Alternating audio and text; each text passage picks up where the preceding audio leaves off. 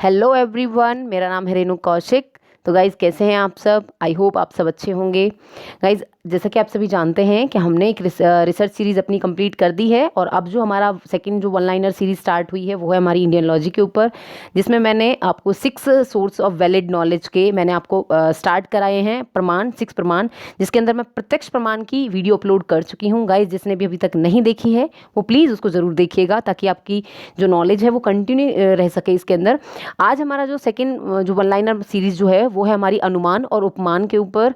ये देखने में तो बहुत आसान लगते हैं, ये जो सोर्स ऑफ नॉलेज जितने भी बता रही हूँ मैं, 6 valid of source of knowledge जो है वो देखने में बहुत इजी लगते हैं, लेकिन जब हम एग्जाम में इनके साथ डील करते हैं तो कुछ ना कुछ घुमा फिरा के क्वेश्चंस को दे दिया जाता है, तब हमें वहाँ पर डिफ़िकल्टी आती है।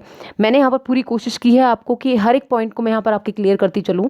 तो आइए गाइज बात करते हैं अनुमान और उपमान के बारे में। सबसे पहले हम बात कर लेते हैं हमारा फर्स्ट जो सोर्स ऑफ वैलिड नॉलेज है, या फिर हमारा second source of valid knowledge है, सॉरी, तो वो है हमारा क्या, अनुमान के ऊपर। ठीक है, अनुमान किस बारे में बात करता है? अनुमान बात करता है इन्फ्रेंसेस की। अनुमान के साइड में आप देख रहे हो क्या लिखा हुआ है, इन्फ्रेंस। इसका मतलब क्या होता है? देखिए, स्लाइड को पढ़ने से पहले मैं एक बेसिक थोड़ी सी बता देती हूँ इसके बारे में कि अनुमान का मतलब क्या होता है। देखिए, अनुमान बात करता है कि अनुमान के अंदर ये कहा जाता है कि जब आप एक बात को जानते हैं तो हमें उससे दूसरी बात का क्या होता है, ज्ञान होता है। अनुमान का सिंपल वर्ड्स में मतलब होता है नोइंग आफ्टर, कि किसी चीज़ को जानने के बाद आपको जो नॉलेज मिलती है वो क्या कहलाती है आपकी, वो कहलाती है आपकी अनुमान। ठीक है, अनुमान बात करता है कि एक नॉलेज आपको दूसरी नॉलेज को हेल्प एक अचीव करने में आपको क्या करती है, हेल्प करती है। फॉर एग्जाम्पल, इसको एग्जाम्पल से समझते हैं। मान लीजिए दूर पहाड़ी पर मैंने क्या देखा, मैंने धुआं उठते हुए देखा। ठीक है, तो मैंने क्या किया, मैंने अनुमान लगा लिया कि वहां पर आग हो सकती है। मुझे वहां पर किस चीज का ज्ञान हुआ, मुझे आग हुआ ज्ञान का। मेरे पास नॉलेज किस चीज की थी, स्मोक की, मतलब मेरे पास नॉलेज किस चीज की थी, धुएं की। मैंने उससे नॉलेज कौन सी डिराइव करी, फायर की, मतलब कि आग की। ठीक है, तो एक नॉलेज से आप डिराइव करते हो किसी दूसरी नॉलेज को। ये कैसा सोर्स ऑफ नॉलेज होता है? ये हमारा मीडिएट सोर्स ऑफ नॉलेज होता है। मैंने आपको बताया था, एक हमारा इमीडिएट सोर्स ऑफ नॉलेज होता है, एक मीडिएट सोर्स ऑफ नॉलेज होता है।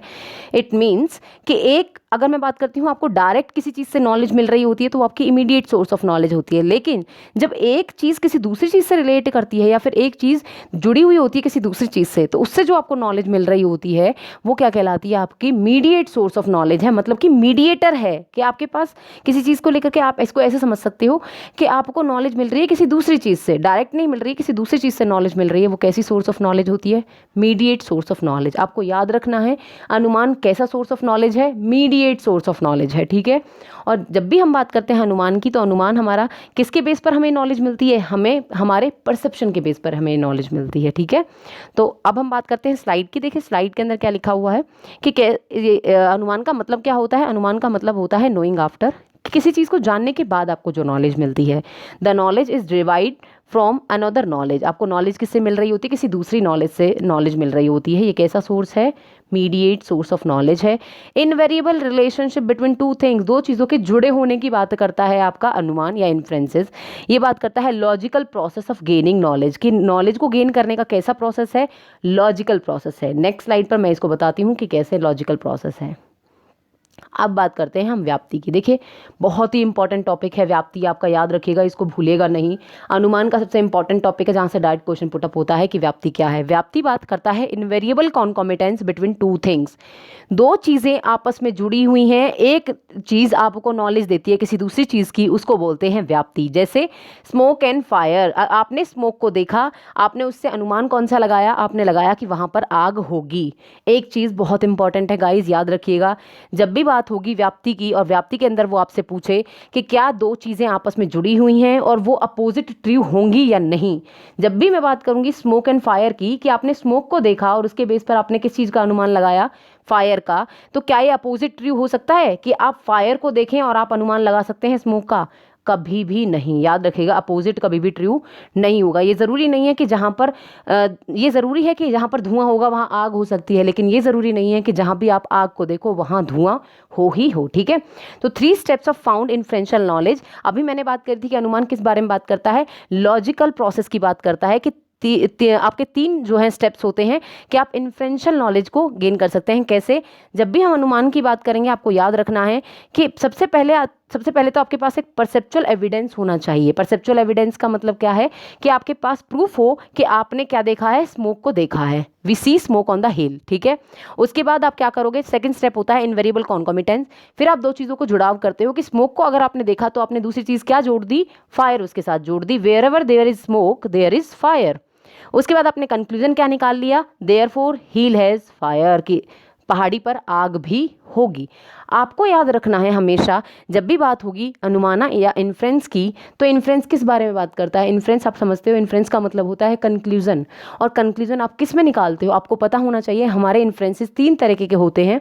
एक होता है आपका इंडक्टिव इन्फ्रेंस, एक होता है आपका डिडक्टिव इन्फ्रेंस, एक होता है अबडक्टिव। इंडक्टिव इन्फ्रेंस का मतलब क्या होता है, जो प्रोबेबल ट्रू की बात करता है कि पैटर्न ऑफ बिहेवियर को देखा और आपने चीज़ों को जनरलाइज कर दिया। डिडक्टिव बात करता है, डेफिनेट ट्रू की बात करता है कि आपके पास कुछ ना कुछ प्रूफ है जिसके बेस पर आप ट्रुथ नॉलेज, ट्रू नॉलेज जो है वो निकाल रहे हो या फिर किसी कंक्लूजन पर पहुंचते हो। अबडक्टिव बात करता है दो चीज़ों के बीच में कॉज और इफेक्ट रिलेशनशिप की।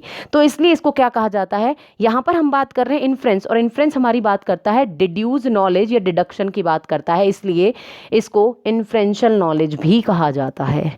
आई होप ये आपको क्लियर हो गया होगा कि अनुमान के अंदर मैंने बहुत सारे वर्ड्स आपको बताए हैं। उन एक एक वर्ड्स को नोटबुक हो अपनी, प्लीज़ इसको नोट कीजिएगा, बहुत ही इंपॉर्टेंट है। और छोटी छोटी चीज़ों से ही क्वेश्चन जो है वो यहाँ पर पुटअप होते हैं।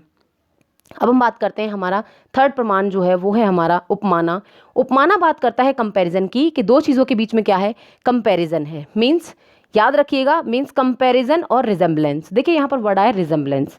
रिजेम्बलेंस का मतलब क्या होता है, रिजेम्बलेंस का मतलब होता है लाइकनेस, सिमिलैरिटी दो चीज़ों के बीच में। एनालॉगी, एनालॉगी का मतलब क्या होता है कि आपने एक चीज़ को देखा, आपने क्या किया, आपने एक चीज़ को देखा और आपने कहा कि ये चीज़ सिमिलर है किसी दूसरी चीज़ के, तो आपको नॉलेज मिल रही है दो चीज़ों के सिमिलर होने से, ठीक है। Knowledge gain through similarity of two things, जब आपको नॉलेज मिले दो चीज़ों के सिमिलर होने से, ये कैसा सोर्स ऑफ नॉलेज है, मीडिएट मेथड है नॉलेज को गेन करने का। फोकस कीजिएगा, हमेशा याद रखिएगा कैसा सोर्स है, मीडिएट सोर्स है नॉलेज को गेन करने का। मतलब कि नॉलेज जुड़ी हुई है किसी दूसरी नॉलेज से, या हम बोल सकते हैं कि आपकी जो नॉलेज है वो सिमिलर है किसी दूसरी नॉलेज से, ठीक है। यहाँ पर आपको सिमिलरिटी से मिल रही है नॉलेज।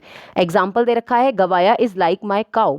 फॉर एग्जाम्पल मान लीजिए मैं एक जंगल में गई, वहाँ पर क्या हुआ कि मैंने एक जंगली गाय को देखा, ठीक है। तो मेरे पास पहले से ये गाय थी, मैंने क्या कहा कि ये जंगली गाय मेरी गाय के जैसे दिखती है, ठीक है। ये क्या हुआ, ये ट्रू हो सकता है कि आपने क्या नॉलेज निकाल ली कि दो चीज़ें आपस में सिमिलर भी हो सकती हैं। आपको नॉलेज मिली कि मेरी गाय उसके जैसी एक तरीके से दिखती है, ठीक है।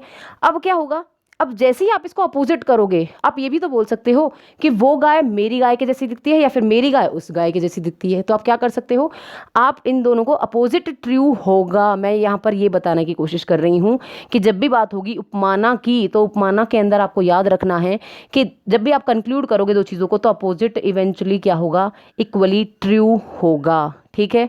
आई होप यहाँ पर आपको ये क्लियर हो गया होगा। तो गाइज मैंने यहाँ पर कुछ प्रैक्टिस क्वेश्चंस दिए हुए हैं जिनके बेस पर ये टॉपिक आपका बिल्कुल क्लियर हो जाएगा। सबसे पहला हमारा क्वेश्चन क्या है, सबसे पहला क्वेश्चन है कि विच प्रमाणा रिलेटेड टू डायरेक्ट और इमीडिएट नॉलेज, मीडिएट की बात नहीं कर रहा है, किसकी बात कर रहा है, इमीडिएट की बात कर रहा है। इमीडिएट नॉलेज आपको कौन प्रोवाइड करता है, प्रत्यक्ष प्रमाण प्राप्त करता है, ठीक है। आई होप ये आपको क्लियर हो गया होगा। मैंने आपको बताया था कि जहाँ पर आपको डायरेक्ट किसी चीज़ से नॉलेज मिले तो वो आपकी किस बारे में बात कर रहा है, प्रत्यक्ष प्रमाण, जो कि हमारा first source of valid knowledge है। और कैसा सोर्स ऑफ वैलिड नॉलेज है, limited source of valid knowledge है कि सेंसेस सिर्फ और सिर्फ लिमिटेड नॉलेज आपको प्रोवाइड करती हैं। सेकेंड क्वेश्चन बात करता है व्याप्ति की, कि व्याप्ति क्या है। देखिए क्वेश्चन में दिया हुआ हो, अगर आपसे कहा हो इनवेरिएबल कॉन्कोमिटेंस, अगर आपसे कह दिया जाए इनवेरिएबल कॉन्कोमिटेंस बिटवीन टू थिंग्स, अगर आपसे कहा जाए कि आप एक चीज़ को देख रहे हैं और डिड्यूस कर रहे हैं किसी दूसरी चीज़ की प्रेजेंस को, तो आपको पता होना चाहिए कि आंसर क्या होना चाहिए, ऑल ऑफ द अबव, क्योंकि सभी बातें किस बारे में बात कर रही हैं, व्याप्ति के बारे में बात कर रही हैं। ये तीनों ही स्टेटमेंट व्याप्ति कहलाती है। उसके बाद हम बात करते हैं हमारा थर्ड क्वेश्चन, जो कि है which source of knowledge related to mediate source of knowledge. Pause करिएगा वीडियो को और इसका आंसर देने की कोशिश कीजिएगा कि प्रत्यक्ष प्रमाणा है या अनुमाना है या फिर उपमाना है। आपको पता होना चाहिए कि अभी तक मैंने आपको दो प्रमाण ऐसे कराए हैं जिनमें किसकी बात की जाती है, मीडिएट सोर्स ऑफ नॉलेज की बात की जाती है, कि नॉलेज आपको मिल रही है किसी दूसरी चीज़ के या तो सिमिलर होने से या फिर दो चीज़ों के जुड़े हुए होने से। उसके बाद हमारा लास्ट क्वेश्चन जो बात करता है कि in which source of knowledge the opposite to be equally true. अभी मैंने शायद आपको बताया था, आई होप आपको याद होगा। किस बारे में बात कर रहा है, उपमाना, ना ही अनुमाना होता है, क्योंकि अनुमाना में कभी भी अपोजिट ट्रू नहीं होता है, ठीक है। लेकिन जब भी हम बात करेंगे उपमाना की, तो क्या होता है, अपोजिट ऑलवेज ट्रू होता है। आई होप गाइज ये आपको क्लियर हो गया होगा ये पूरा का पूरा topic. Thank you so much.